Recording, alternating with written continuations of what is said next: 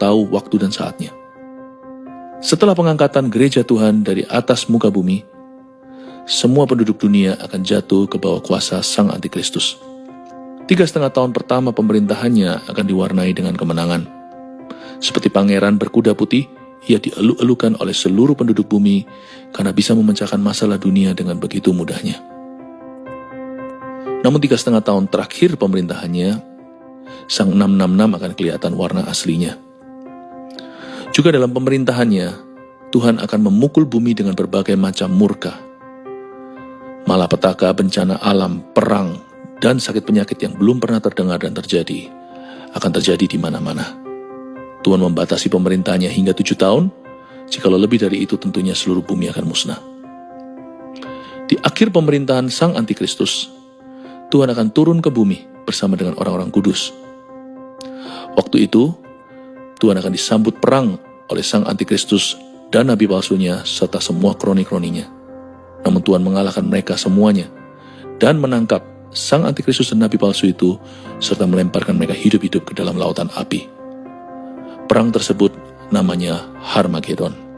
Kemudian Tuhan membangun kerajaan milenium yang artinya 1000 tahun dan bumi masuk di dalam masa damai. Iblis dirantai dan dicampakkan ke dalam jurang maut selama 1000 tahun itu. Dengan absennya setan dan roh-roh jahat, dunia mengalami pemulihan yang dahsyat.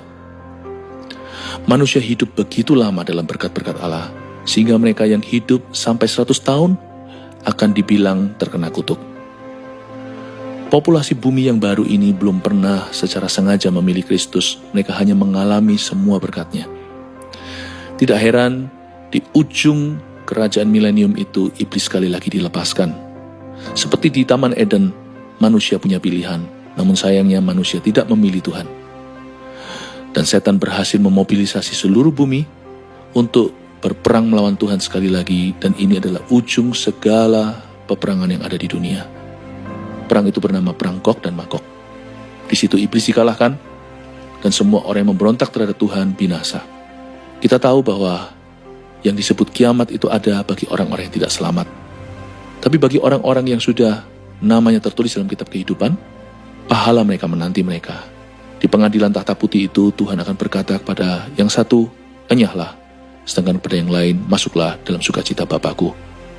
Kambing dan domba pun dipisahkan, dan pun membuat perbedaan antara orang fasik dengan orang benar.